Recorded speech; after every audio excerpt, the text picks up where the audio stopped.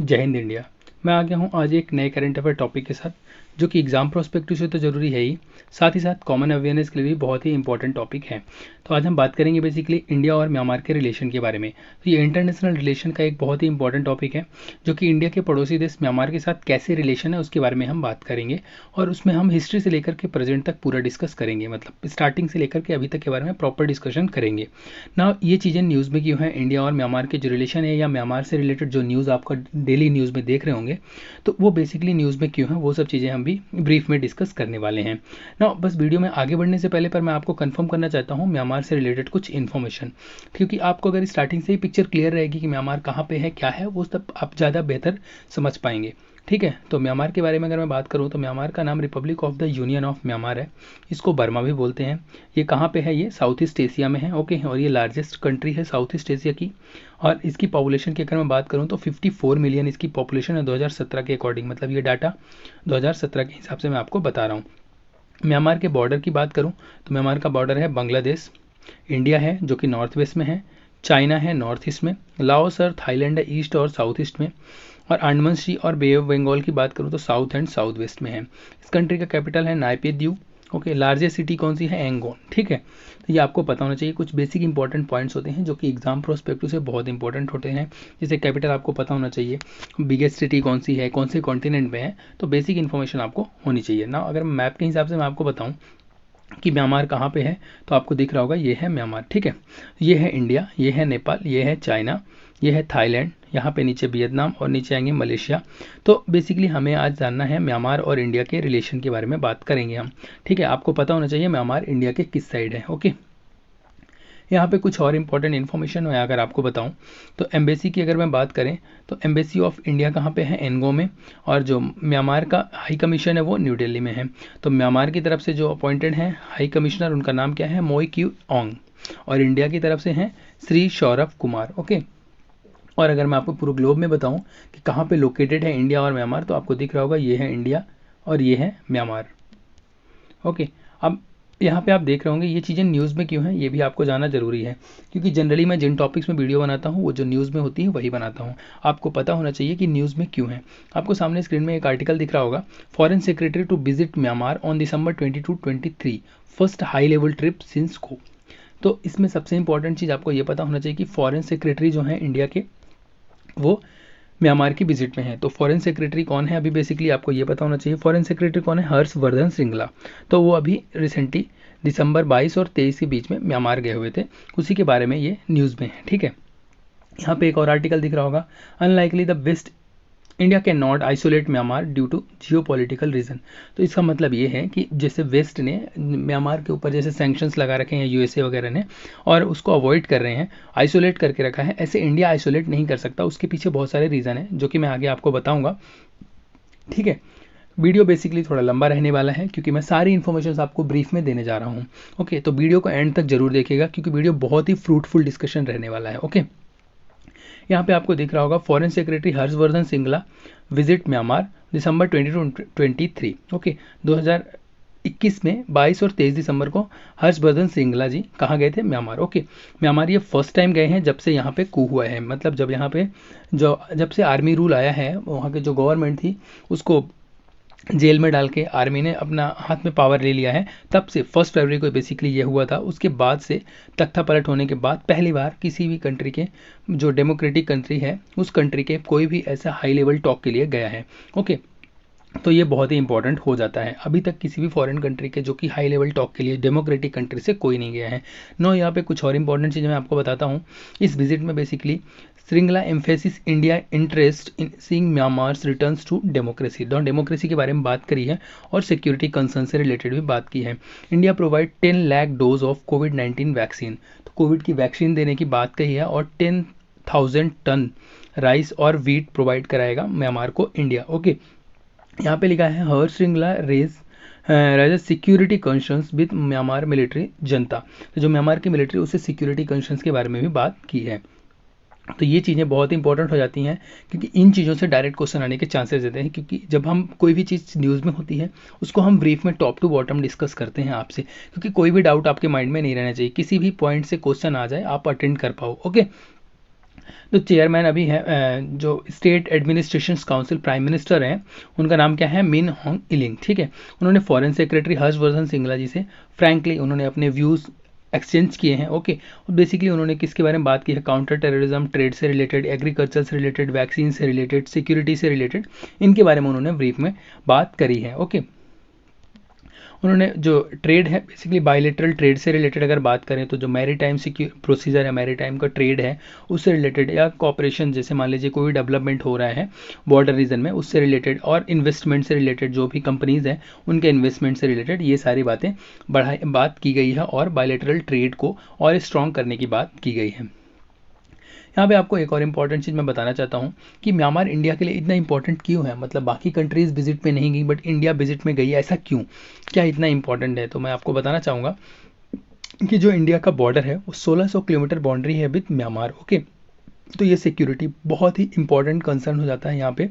और दूसरी इंपॉर्टेंट चीज़ यहाँ पे ये भी है कि मिलिट्री से लिंक है, क्योंकि मिलिट्री का ऑटोमेटिकली रिलेशन हमारा अच्छा ही है और यहाँ पे मिलिट्री का रूल चल रहा है, हमें अपने नेबरिंग कंट्री के साथ तो रिलेशन अच्छा बना के ही रखना पड़ेगा, क्योंकि हम ऑलरेडी एक साइड पाकिस्तान और चाइना सफ़र कर रहे हैं, तो बाकी बची हुई कंट्रीज से अगर हम अपना अच्छा रिलेशन बना के रखेंगे तो हम सेफ जोन में रहेंगे, ओके।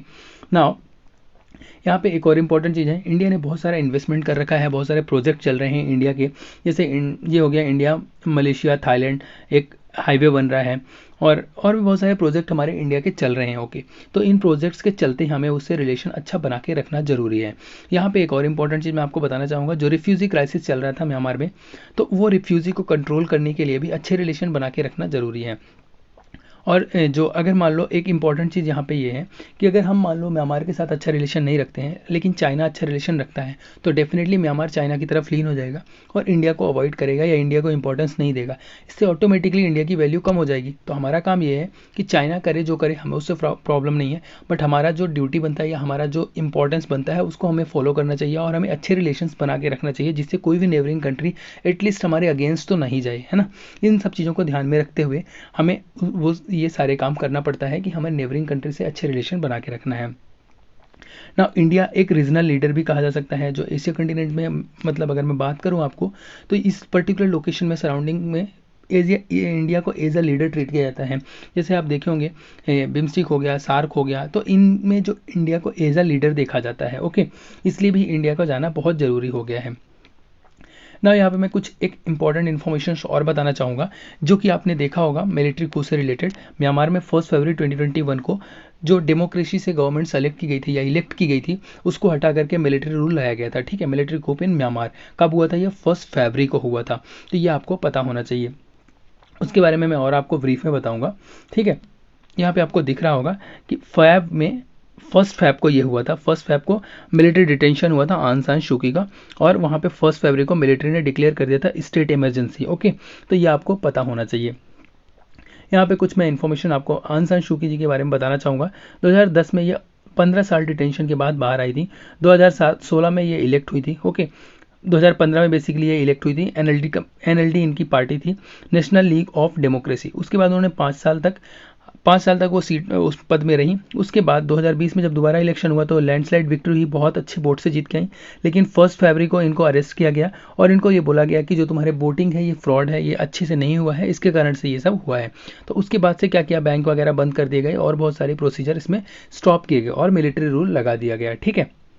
ये प्रॉब्लम कब से हुई थी, 1 फैब से।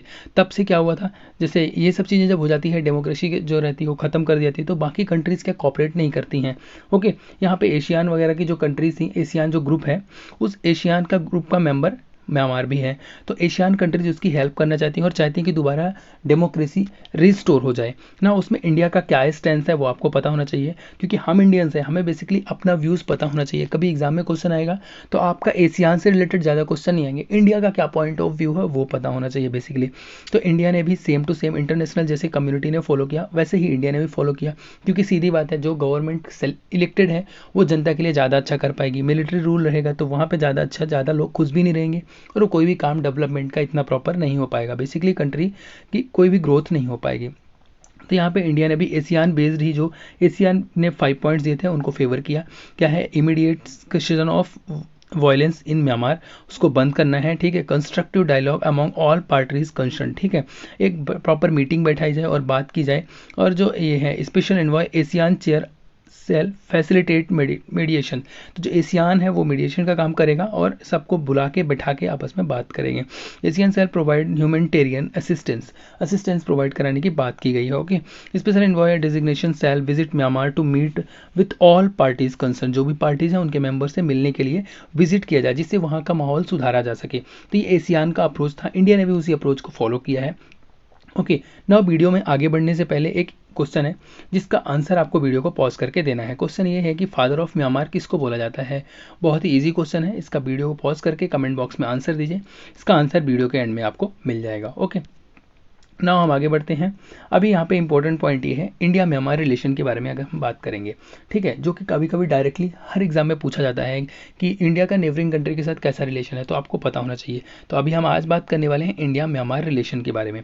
सबसे पहले हम शुरुआत करेंगे हिस्ट्री से। यहाँ आपको फोटो दिख रही होगी, फोटो में क्या लिखा हुआ है आप रीड कर सकते हैं।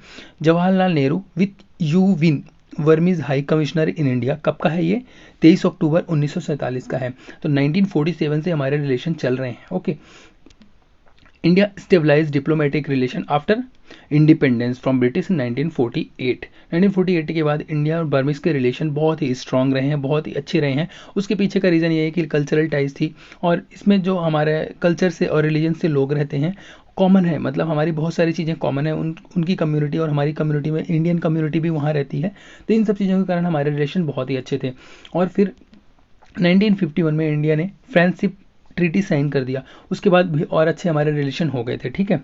नाउ यहाँ पे मैं कुछ इंपॉर्टेंट बातों के बारे में बताऊंगा, किन किन एरियाज़ में कॉपरेशन है, मतलब किन किन एरियाज़ के बारे में हमारे रिलेशंस बहुत अच्छे हैं उनके बारे में मैं बात करूंगा। तो अगर स्ट्रेटेजिक सिग्निफिकेंस की बात करूं मैं, तो आपको पता है कि इंडिया और म्यांमार का जो बॉर्डर है वो 1643 किलोमीटर का है, ठीक है, जियोग्राफिकली, ओके। तो ये बेसिकली जो मैरीटाइम बॉर्डर भी है वे ऑफ बंगाल से है म्यांमार, ठीक है। Myanmar shares border with 4 Indian state, 4 Indian state से म्यांमार बॉर्डर शेयर करता है, जिनका नाम आपको पता होना चाहिए, मिजोरम, मणिपुर, नागालैंड, अरुणाचल प्रदेश, ओके, इन नॉर्थ ईस्ट इंडिया। तो इस लोकेशन में म्यांमार बॉर्डर टच करता है, ओके। तो आपको पता होना चाहिए स्ट्रेटेजिकली कितना इंपॉर्टेंट है, आप खुद समझ सकते हो, ओके। म्यांमार जो बोला जा सकता है इंडिया के लिए साउथ ईस्ट एशिया में जाने का एक गेटवे है, क्योंकि अगर इंडिया को साउथ ईस्ट एशिया में जाना है तो म्यांमार के थ्रू ही जा सकते हैं, ओके। तो जो म्यांमार का और एक और इम्पॉर्टेंट कंसर्न यहाँ पे है, ये जो इंडिया और या म्यांमार का बॉर्डर है बहुत ही पोरस है, मतलब बहुत स्ट्रिक्ट, वहाँ पे कुछ नहीं है और बहुत ज़्यादा गार्डेड नहीं है, तो आना जाना बहुत आसान हो जाता है। तो उसको भी कंट्रोल करना, इंसर्जेंसी को कंट्रोल करना, ये सब चीज़ें भी बहुत ही ज़रूरी होती हैं, ओके। जैसे मान लीजिए, अगर मान लीजिए इंसर्जेंट ग्रुप्स या ड्रग्स या आर्म ट्रैफिकिंग होगी तो उसको भी कंट्रोल करना बहुत ज़रूरी होता है, ओके। और अगर मैं ट्रेड एंड इकोनॉमी की आपसे बात करूँ कि म्यांमार और इंडिया के ट्रेड से रिलेटेड बात करूं, तो इंडिया ने basically neighbourhood first policy follow करता है इंडिया, ठीक है। तो इंडिया की एक्टिस्ट पॉलिसी भी है, सक्सेसफुल इंडियन एक्टिस्ट पॉलिसी। तो इसके रिलेशंस बहुत ही अच्छे हैं। इवन ट्रेड से भी अगर बात करूं तो इंडिया की बहुत सारी कंपनीज हो गई, जैसे गेल, ONGC हो गए विदेश, ठीक है, लिमिटेड, ये सब ने इन्वेस्ट कर रखा है म्यांमार में, और बहुत ही अच्छे सेक्टर में, एनर्जी के सेक्टर में भी बहुत काम कर रहे हैं और इन्वेस्ट करके रखा है, और एक ग्रोथ हो रही है बिल्कुल। ट्रेड में अगर हम देखें तो बहुत ही स्पीड से ग्रोथ हो रही है। तो ये सबसे बड़ा अच्छा बात है कि आगे आने वाले टाइम में हमारे रिलेशन और इम्प्रूव हो सकते हैं, क्योंकि जब किसी भी दो कंट्री के बीच में ट्रेड आ जाता है तो फिर उसके रिलेशंस हमेशा अच्छे ही बने रहते हैं। मैं यहाँ पे आपको कनेक्टिविटी के बारे में अगर बताऊँ तो इंडिया ने कालदान मल्टी मॉडल ट्रांजिट ट्रांसपोर्ट बनाने की बात किया है। रोड रिवर पोर्ट है, कार्गो ट्रांसपोर्ट है, ठीक है। ये कहाँ बन रहा है मैं उसके बारे में आपको बताता हूँ। यहाँ आपको स्क्रीन में दिख रहा होगा सामने, ये बनेगा कोलकाता से, कहाँ बनेगा, कोलकाता से बनेगा शितबे, ठीक है। कोलकाता से कहाँ तक बनेगा, ये सितवे तक बनेगा। सितवे पोर्ट है, ओके, उसके बारे में आपको बताऊंगा। सितवे पोर्ट के नाम से जाना जाता है। तो ये बनेगा बेसिकली, यहाँ से कोलकाता से जाएंगे यहाँ। और नाउ एक और इम्पॉर्टेंट चीज़ यहाँ पे ये है कि इंडिया ने बनाया है India Myanmar and Thailand building Asian trilateral highway, ठीक है। एशिया के ट्राइलेटरल हाईवे बन रहा है, जिसके बारे में आपको बताऊंगा। यहाँ पे आपको दिख रहा होगा सामने स्क्रीन में, इस ट्राइलेटरल हाईवे की बात हो रही है, India Myanmar Thailand trilateral highway. India यहाँ से बनाएगा ट्राइलेटरल हाईवे और सीधा थाईलैंड पहुँच जाएगा। तो ये रूट हो जाएगा बेसिकली हमारे पास, किसी भी अल्टरनेटिव रूट कहा जा सकता है। यहाँ पे कलादान पोर्ट के बारे में अगर मैं कलादान पोर्ट के बारे में बात करूँ तो जो Kaladan multi modal transit transport project है, अगर आप देखो यहाँ कोलकाता से हम आते हैं यहाँ पे सितवे, और सितवे से हम यहाँ सीधे जा सकते हैं इंडिया के अंदर, घुस सकते हैं आइजॉल में। तो ये हमारे पास अल्टरनेटिव रूट हो गया। लाइक आपको पहले से पता है कि इंडिया कहाँ से जाता है जनरली, इंडिया जनरली जाता है चिकन नेक से होते हुए जाता है अपने नॉर्थ ईस्ट वाले रीजन में। ना ये एक हमारे पास सिंगल रूट है जहाँ से हम नॉर्थ ईस्ट में एंटर करते हैं। इन केस कभी कोई प्रॉब्लम हुई, लाइक चाइना हो गया, एक कुछ क्रिएट कर दिया इशू, या यहाँ पे आके कुछ भी प्रॉब्लम क्रिएट कर दिया, तो हमारे पास अल्टरनेटिव रूट होना चाहिए जिससे हम अपने नॉर्थ ईस्ट में जा सकें। ठीक है, तो एक तो ये अल्टरनेटिव रूट हो गया। ऑल्दो इंडिया ने बांग्लादेश के साथ भी बहुत अच्छी रिलेशन है, जिसके कारण वहाँ से भी वो रूट बना रखा है, या बना रहे हैं बोल सकते हैं, अभी कंप्लीट तो नहीं हुआ है, बट आने वाले टाइम में डेफिनेटली कंप्लीट हो जाएगा। पर फिर भी हमें थर्ड अल्टरनेटिव भी यहाँ पे रखना है। तो ये आपको पता होना चाहिए कि म्यांमार के पास हम पोर्ट डेवलप कर रहे हैं। दूसरा, India Myanmar Thailand trilateral highway, जो कि कनेक्टिविटी के लिए बहुत ही इंपॉर्टेंट है। ठीक है ना, यहाँ पे अगर हम डिफेंस कॉपरेशन की बात करें तो डिफेंस कॉपरेशन में India Myanmar bilateral army exercise होता है IM बैक्स। ठीक है, तो ये आपको पता होना चाहिए, एक जिससे क्या होता है और क्लोजर रिलेशन होगा, और आर्मीज और क्लोजर रिलेशन होगा, और एक्सपीरियंस गेन करेंगे, एक दूसरे की हेल्प कर सकते हैं। ओके, और यहाँ पे एक और इंपॉर्टेंट चीज़ है, जो म्यांमार है इंसर्जेंसी से फाइट कर रहा है, उसकी भी हेल्प कर सकते हैं। इंडिया ऑटोमेटिकली उसकी हेल्प कर ही रही है। और अगर मैं कल्चरल सिग्निफिकेंट की बात करूँ तो यहाँ पे सीधी बात यह है कि जो इंडिया और म्यांमार के कल्चरल रिलेशंस है बहुत ही अच्छे हैं, बुद्धिस्ट हेरिटेज है, क्योंकि इंडिया और जो म्यांमार है उनके कल्चर या उनके रिलीजन मैच करते हैं, बहुत ज़्यादा मिलते जुलते कल्चर्स हैं, इसलिए वहाँ पे बहुत ही अच्छे कल्चरल रिलेशंस भी हमारे बहुत अच्छे हैं। ठीक है, जो टेम्पल्स हैं ये सब चीज़ें उनको रिपेयर कराने का काम भी इंडिया कर रहा है, जो भी डिस्ट्रॉय हो गए थे अर्लियर, इंडिया उसकी हेल्प कर रहा है। म्यांमार की जो भी ओल्ड टेम्पल्स है या बुद्धिस्ट के जो मतलब वो रहते हैं, उनको सबको रिपेयर कराने की बात की जा रही है लार्ज नंबर में। ठीक है, और अगर मैं यहाँ पे मल्टीलेटरल पार्टनरशिप की बात करूँ तो मल्टीलेटरल पार्टनरशिप मतलब जैसे बिम्स्टिक हो गया, bay of Bengal initiative for multi sectoral technical and economic cooperation, तो ये ग्रुप्स हैं कंट्रीज़ के जैसे साउथ ईस्ट एशिया के। ठीक है, तो उसमें इंडिया एज अ लीडर काम करता है, मतलब इंडिया को एज अ लीडर देखा जाता है। तो इंडिया के रिलेशंस भी मल्टीलेटरल में देखा जाए तो म्यांमार के साथ बहुत ही अच्छे हैं। ये हो गया बिम्स्टिक हो गया, या मेकॉन्ग गंगा कॉपरेशन हो गया, तो इन सब में इंडिया के रिलेशंस म्यांमार के साथ बहुत ही अच्छे हैं, मल्टीलेटरल लेवल में भी अगर देखा जाए तो। ठीक है ना, एक यहाँ इंपॉर्टेंट इशू के बारे में हम बात करूंगा, जो रोहिंग्या इशू चल रहा था म्यांमार में। हालांकि उससे इंडिया से ज़्यादा डायरेक्टली कोई मतलब नहीं है, बट उसमें प्रॉब्लम यही है कि जो इन्फिल्ट्रेशन होता है, मतलब जैसे मान लीजिए वहाँ के लोग, क्या होता है कि वहाँ प्रॉब्लम होगी तो वो इन्फिल्ट्रेट करेंगे, इंडिया में घुसेंगे। ठीक है, उससे क्या प्रॉब्लम क्रिएट हो जाएगी, तो उसको कंट्रोल करने के लिए इंडिया को ज़रूरी है। साथ ही साथ उसको कंट्रोल कराने के लिए रखाइन नॉर्थ ईस्ट में, नॉर्दर्न में जो रखाइन स्टेट है, उसमें ये प्रॉब्लम शॉर्ट आउट करने के लिए इंडिया ने म्यांमार की हेल्प भी करी है बहुत सारी तरह से। ठीक है, इंडिया ने बहुत ज़्यादा सपोर्ट किया है, एफर्ट लगाया उस पर्टिकुलर चीज़ को कंट्रोल करने के लिए। अराकन रोहिंग्यन सल्वेशन आर्मी, ठीक है, और अकमुल मुजाहिदीन AMM, ठीक है, इनको कंट्रोल करने के लिए इन एजेंसीज का लश्कर तैयबा या जैसे मोहम्मद से जो कॉन्टेक्ट था उसको पता करके ये टेररिस्ट को फाइटिंग को कंट्रोल करने के लिए उन्होंने बहुत ज़्यादा हेल्प करी है म्यांमार की। ठीक है, अब हमने बहुत सारी चीज़ों के बारे में बात कर लिया, जैसे हमें क्या क्या रिलेशंस हैं, कहाँ से हम रिलेशंस इंप्रूव कर सकते हैं, वो सब चीज़ें हमने देखी। बट आपको पता है कोई भी रास्ता सीधा नहीं होता है, हमेशा हर जगह कुछ ना कुछ हर्डल होता है। ऐसे ही इंडिया और म्यांमार के रिलेशन के बीच में भी कुछ ना कुछ चैलेंजेस हैं जिनके बारे में हमें जानना जरूरी है। सबसे पहला इंटरनेशनल सिक्योरिटी का है, बहुत ही मेजर कंसर्न है। इंडिया और म्यांमार का जो बॉर्डर है उसमें प्रॉब्लम यह है कि इतना प्रॉपर नहीं है, और टेररिज्म बहुत चलता रहता है, वहाँ पे इंसर्जेंट ग्रुप्स आते रहते हैं नॉर्थ ईस्ट में, और ये प्रॉब्लम जनरेट करते रहते हैं। तो बायलेटरल ट्रेड से रिलेटेड अगर मैं बात करूं तो इतना प्रॉपर नहीं चल रहा है, जिसके कारण ये भी एक कंसर्न की बात है कि हमें ट्रेड और इम्प्रूव करना चाहिए, जो एक्सपेक्टेड था उतना नहीं चल रहा है। ओके, और यहाँ पे over time trust deficit between India Myanmar because of the Indian reputations for delaying the implementation of the various project, तो जो इंडिया के प्रोजेक्ट्स थे उनको डिले करने के कारण भी उसका रेपुटेशन खराब हो रहा है। ओके, और यहाँ सबसे इंपॉर्टेंट चीज़ तो ये है कि जो चाइना का जो मतलब इन्फ्लुएंस है म्यांमार में, उस ग्रो होते हुए इन्फ्लुएंस को कंट्रोल करना बहुत ज़रूरी है। अगर हम कंट्रोल नहीं करेंगे तो हमारे लिए बहुत डेंजरस हो जाएगा। अगर हम उसको नहीं भी कंट्रोल सकते तो हम अपना इन्फ्लुएंस बढ़ा सकते हैं, जिससे ऑटोमेटिकली वो सबसाइड हो जाएगा। तो इंडिया को ये काउंटर करना बहुत ही ज़रूरी है, जिससे कि चाइना के इन्फ्लुएंस को कम किया जाएगा। अगर चाइना का इन्फ्लुएंस बढ़ गया म्यांमार में तो आपको पता ही है चाइना ऑटोमेटिकली, आप देखो पाकिस्तान को अपने इन्फ्लुएंस में ला के रखा है, श्रीलंका को ला रहा है, और उधर से म्यांमार को ला रहा है। तो चारों तरफ से अगर मैं मैप में देखोगे आप तो इंडिया को घेर रहा है।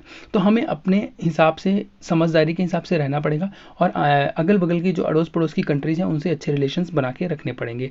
ठीक है, तो बेसिकली ये हैं हमारे चैलेंजेस। अगर मैं वे फॉरवर्ड की बात करूँ तो दोनों ही कंट्रीज़ में ये जो बॉर्डर के इंटरनल और एक्सटर्नल इश्यूज़ हैं उनको, रिस्पॉन्सिबिलिटीज़ को फेस करना पड़ेगा और उनको शॉर्ट आउट करना पड़ेगा एनी हाउ।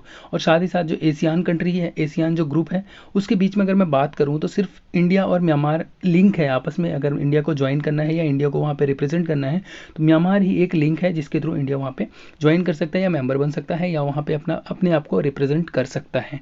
ठीक है, ये हमारा इंपॉर्टेंट लेक्चर था। उम्मीद करता हूँ यहाँ पे सारी चीज़ें आपको समझ में आ गई होंगी ना। हमने आपसे क्वेश्चन पूछा था, उस क्वेश्चन का आंसर है यहाँ पे who is the father of Myanmar, तो उसका आंसर है आंग सन। ठीक है, ये आपको पता होना चाहिए। ठीक है, ऐसे क्वेश्चन एग्जाम में आने के बहुत ज़्यादा चांसेस रहते हैं क्योंकि जो टॉपिक न्यूज़ में है उससे कुछ ना कुछ क्वेश्चन जरूर बनेगा। मैंने अपने हिसाब से सारी चीज़ें कवर कर दिया इसमें। फिर भी आपको कोई भी डाउट है, कुछ भी चीज़ समझ में नहीं आया है, कमेंट बॉक्स में आप पूछ सकते हैं। वीडियो यहाँ पे समाप्त होता है। Thanks for watching the video. जय हिंद इंडिया।